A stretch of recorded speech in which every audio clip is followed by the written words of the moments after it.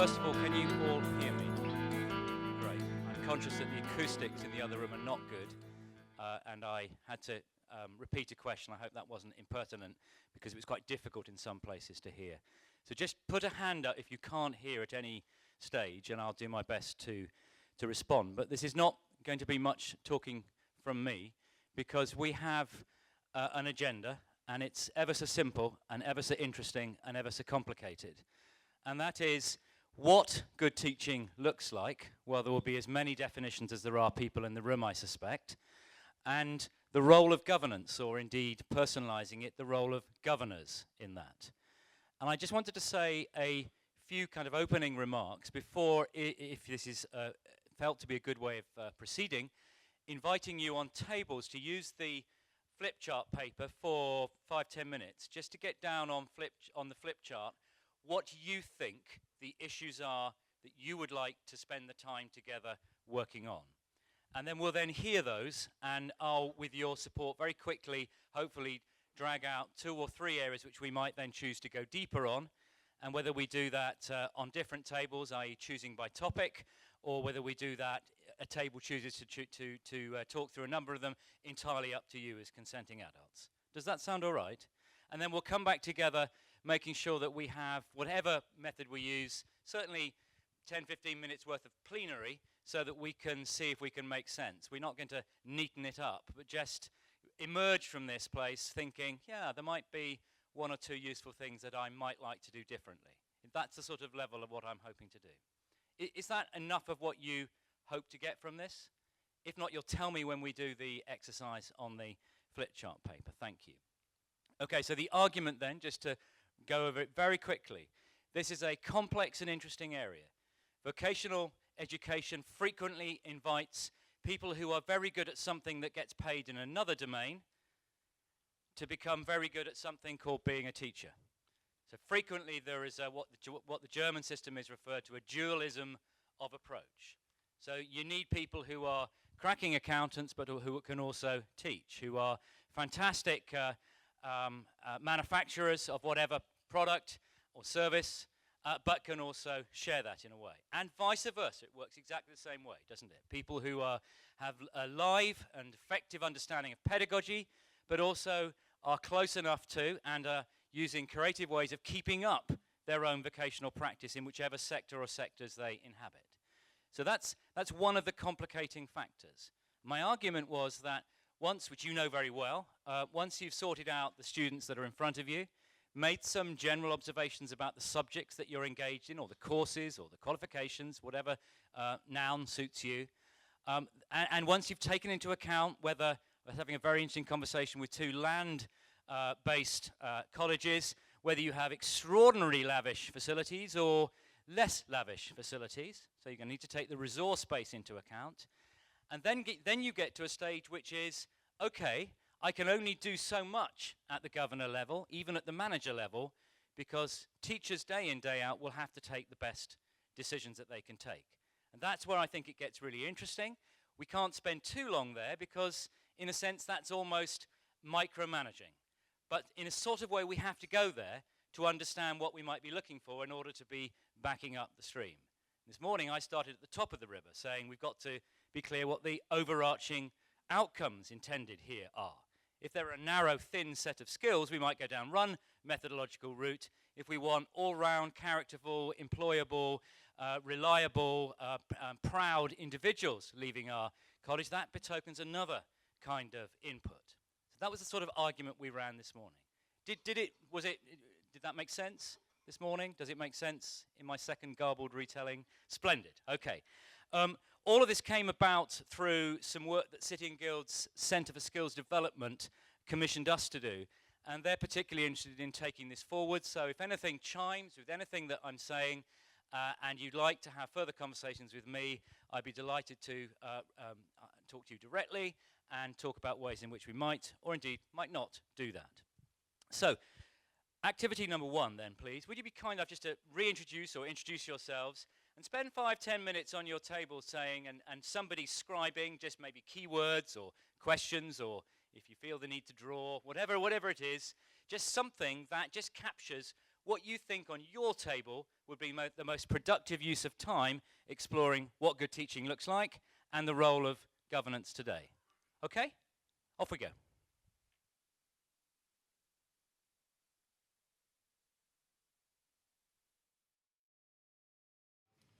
I'm going to start at the table at the front here and invite each table to offer up one thing they would like really to go deeper on during this session.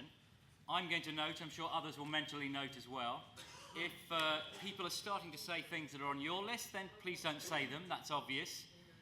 You can just nod internally knowing that's something that appeals to you.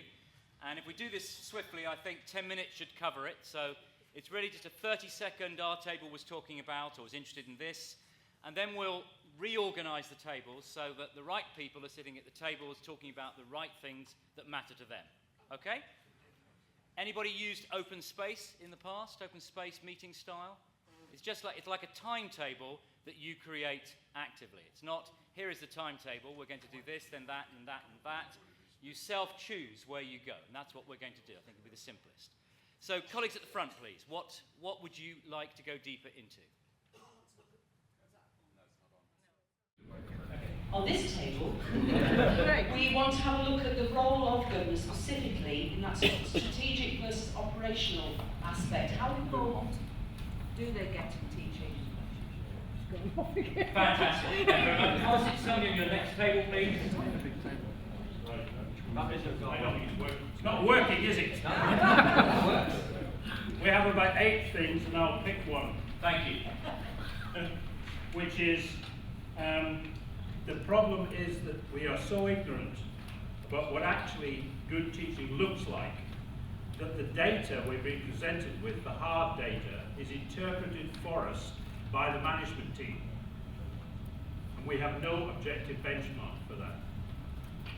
So, for example, we don't know if a success rate is due to a particularly good cohort, a particularly good teacher, particularly good resources, or magic.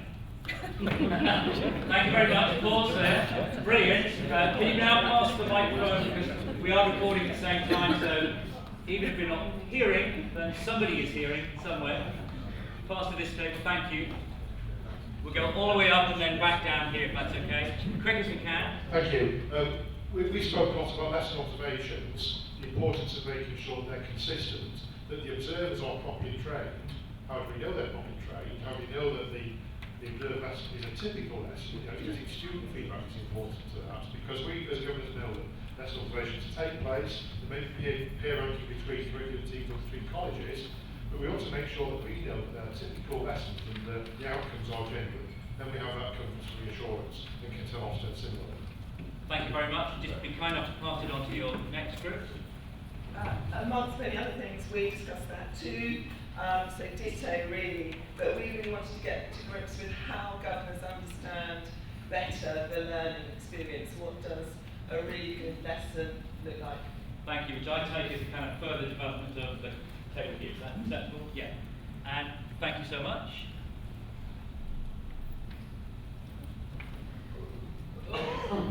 Some ballet going on at the back there.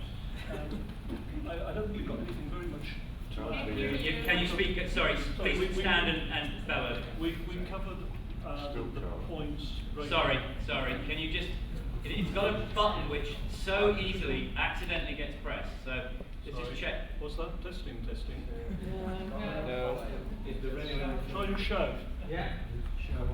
We covered all the points of the previous tables really, but key to us is the split between our role as sort of non-executive governors and unwittingly getting involved in the management of the operation. And not just in this, but there's been a couple of other occasions today when we seem to be being encouraged to get further into the management than certainly most of us around this table feel comfortable with doing. And I think it's absolutely key to how we operate as a board. Thank you very much. I think that's like the first almost, the role of governors, strategic versus operational.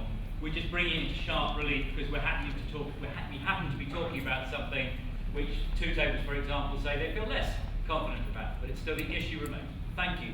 Could you? We don't have one now, so please shout. Thank you. Not very good at shouting. Good afternoon.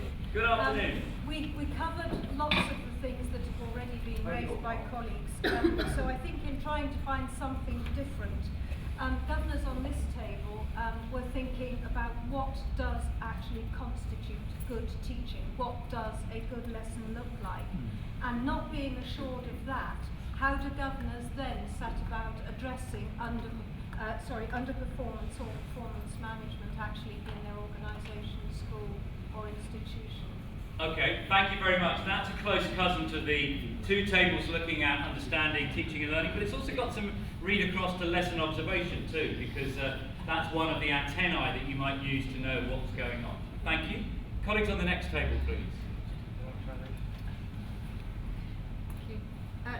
Very similar again. I think it sort of ended with us having some tension, I suppose, between an approach which is about quality assurance and making sure all the processes and procedures are in place and checked and actions are taken and implemented in terms of quality teaching and learning, and how much direct contact governors should have within the classroom. Did you have a view around the table on that, or No, was we that had exactly the discussion? We had a tension around the table, I think.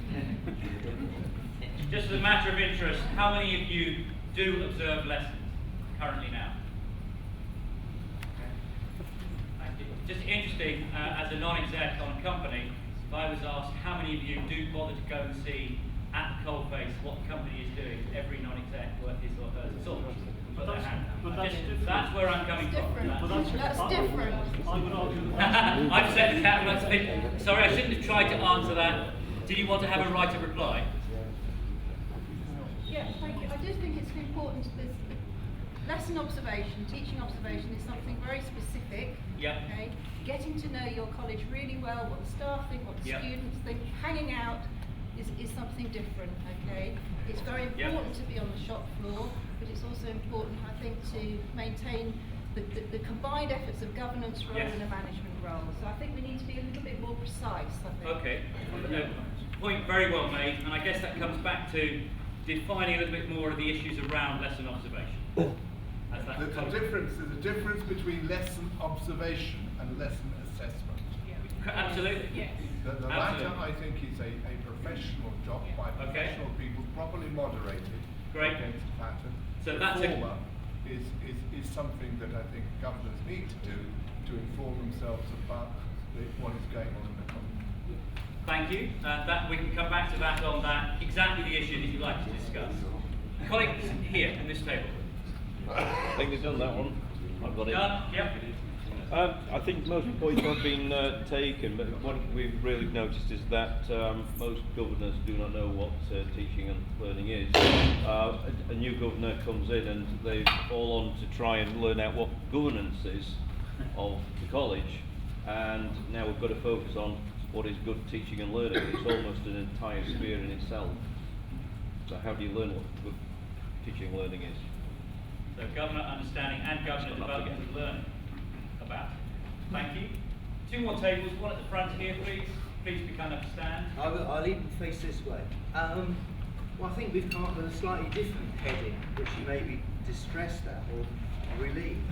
Anyway, it's under the role of governance, and we've discussed for a while monitoring and the vehicles for monitoring, and how often do teaching and learning appear on the main corporation's agenda? If we're governors, do we pay it enough attention? Thank you. And final table here, please. We focused on what makes good teaching, and we focused basically on the importance of the relationship between the teacher and the pupil, understanding the pupil and ensuring that there is a capacity change and that the student understands what the course is going to achieve. And how governors monitor that, I suppose, is the follow-on question. Okay, thank you very much. So I'm going to see if I can have a go at reducing those to three broad areas. And if you're happy with that, then I suggest we do just this. We have this row of tables dealing with one, middle row with the second one, and the third one, and have maybe a minority table where you just simply like to have a more general discussion. I think one output that would be very helpful for everybody is practical suggestions from other colleagues of how they're dealing with these issues. So if we were able to share, we have nothing else than a list of really useful, tried out or thoughtfully being experimented with now ideas. That would be very helpful. I heard one strand of discussion about the governor as their strategic role versus their operational role in many different incarnations. Yeah? So what would that look like? What would it mean you would do? What would it mean you wouldn't do? That might be one area of discussion. The second was quite a lot of tables saying in different ways that we, as governors, don't necessarily know, or that we'd like to know, or understand, or that we'd like to know about learning, about teaching and learning, and about what a good lesson therefore might look like. And I'm going to suggest that might be a topic area there, and that might be more about, so how much do we think we need to know? If we need to know this, how would we best learn that? Specifically maybe talking about new governors on the board as well, and thinking that one through.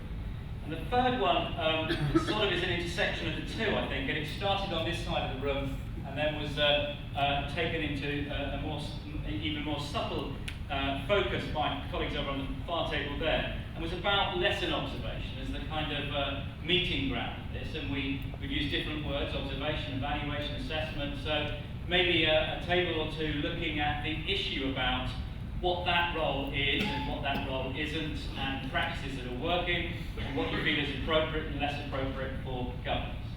Does that sound? Is there anything that you couldn't talk about in one of those three areas? And if you got fed up with the topic anyway, you could switch to another. Is that possible? Okay. So how about if we went from the strategic at this end? So if we had, let's do a quick handshake. How many people would like to spend time thinking about the difference between the strategic and the operational aspects of governance in this issue? Splendid. I think that's pretty much, quick count, these four tables down the front. Would that be all right? Hope it is, we did. And then in the middle, say, I'm guessing, but either 3 or 4, if we focused on governor understanding of teaching and learning. Would that be acceptable? Would you put a show of hands?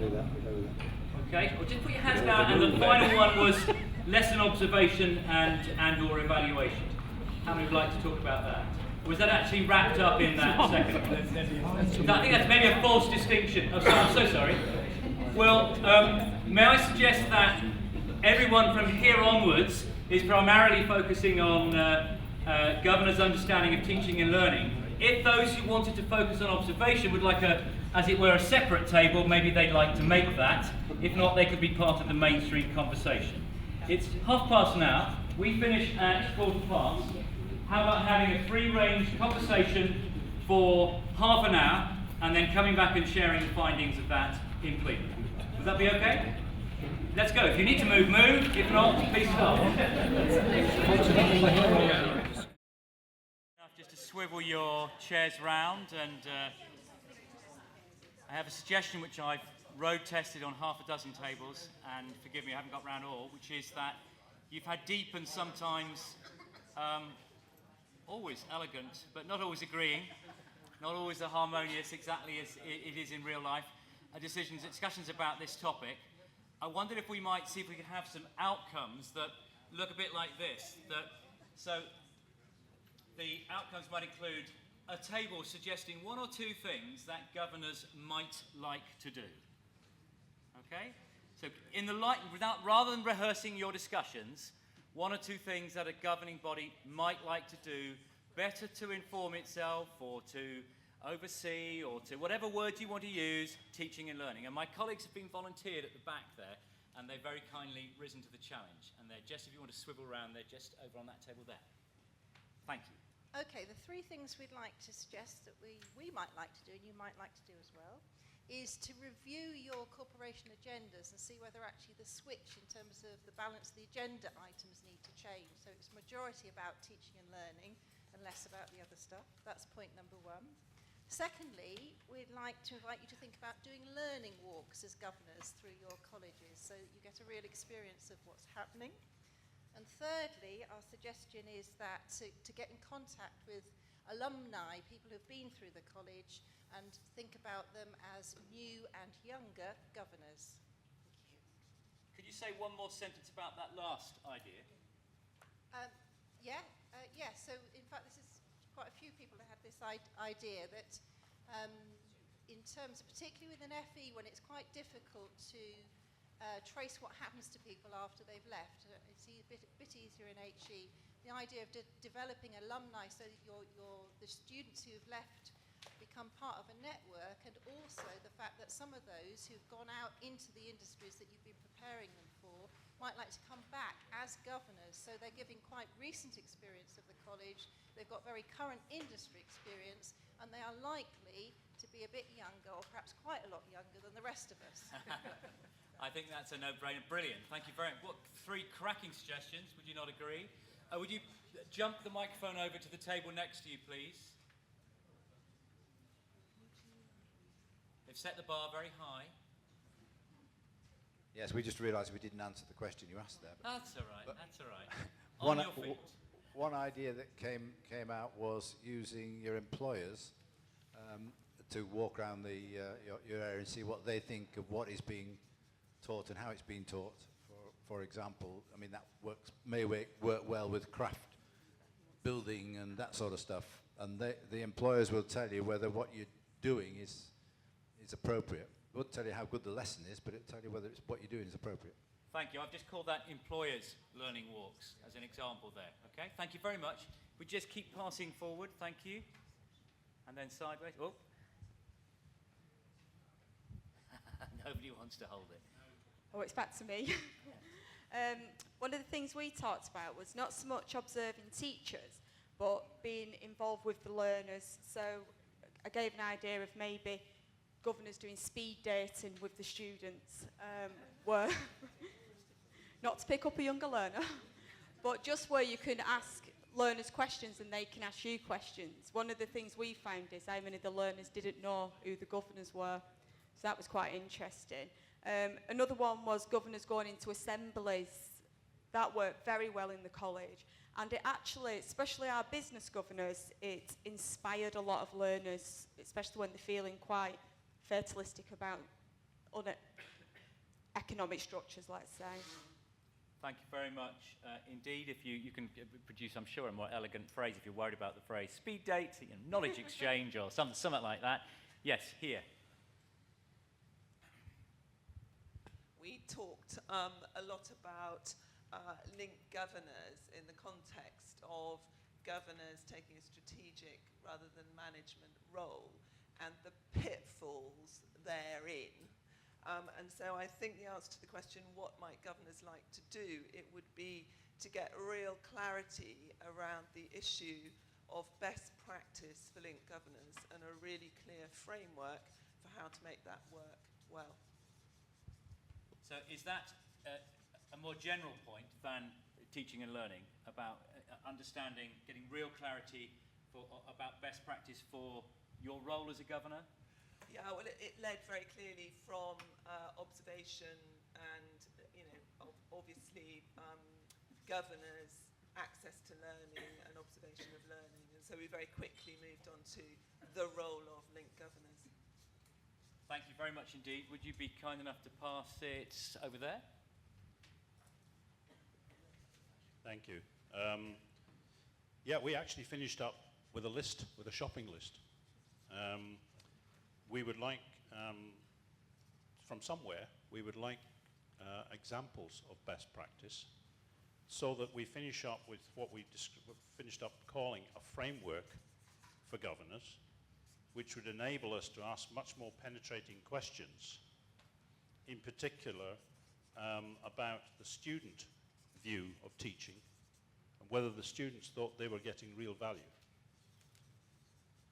So we call it an FE template, but it should be possible to come up with something that tells you the sorts of data that governors should receive and the sorts of questions they should be asking. Thank you. You said you had a shopping list. Did you want to give us another item? Oh yeah, there are a few more. We'd like to know what inspectors look for. That's easy. How do they actually observe, and how do they actually mark, and how do they actually assess? All of that, you just need to spend time with an inspector, and she or he jolly well should let you into the dark art. And if not, there are people in this room I know who would have a conversation with you this evening. I know there's a colleague over on that table who could demystify that. Thank you. One other good idea that Oh, yeah. came off, which maybe you all do, but we didn't, which is that the students nominate outstanding teachers.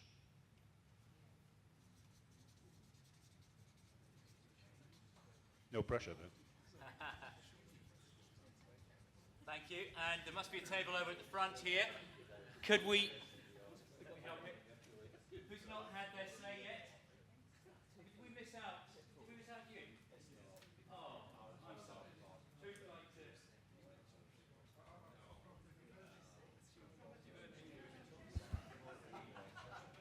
Okay. One of the key issues for ourselves that we debated, and other governors may well share this, is that like, when I was doing A-levels, it was a completely different educational world. So it's very difficult to relate our own experiences. We're bringing in our own skills from different other sectors, external governance. So we're dependent on others doing things like the observations. And again, as I think I mentioned last time, it's having the reassurance the observations are good ones, they're characteristic and typical of the lessons and not sort of stage managed. Thank you. Thank you very much. And last but by no means least, I think this table here at the front.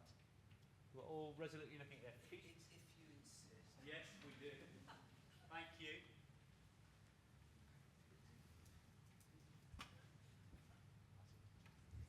Well, at the risk of not representing the discussion on this table at all, because we had a fascinating discussion, but it didn't really produce lines of wisdom for your flip chart.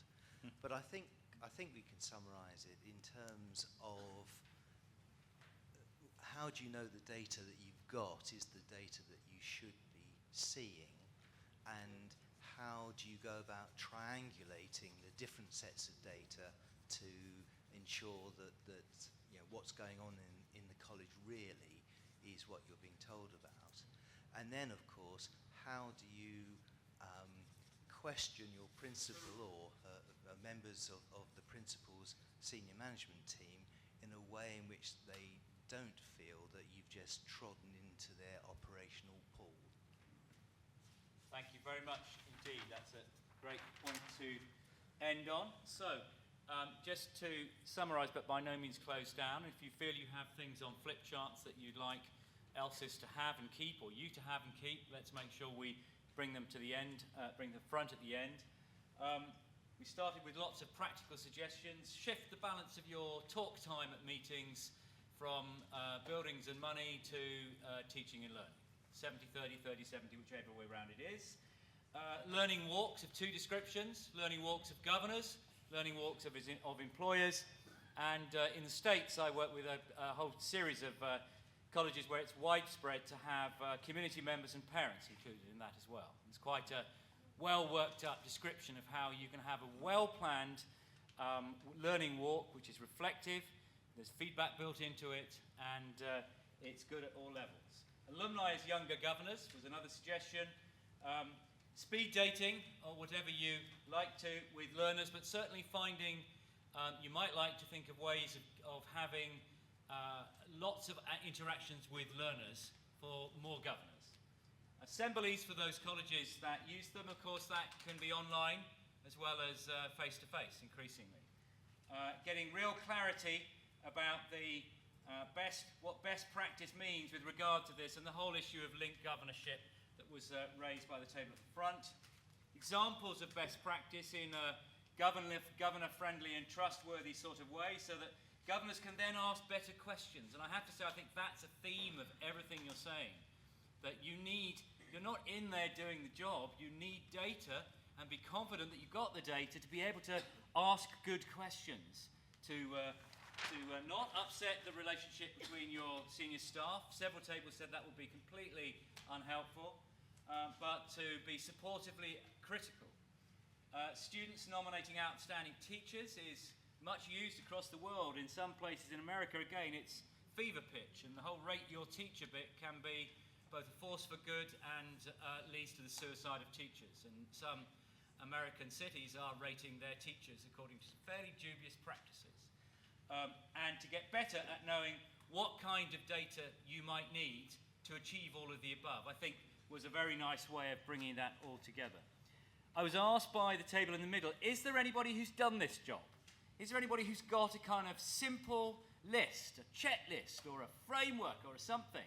I don't mean Ofsted, they've done a job for an assessment purpose about what it is to teach an outstanding lesson. And the answer is no, although there's a really honourable, noble attempt in a recent book by the guy I mentioned earlier on, John Hattie, and it's in a book called Visible Learning for Teachers, and at the end of it he describes in detail the work of the Gates Foundation, who've been trying to do just this, because their notion is that one means of narrowing the gap is to have a more reliable indicator about what a good lesson is.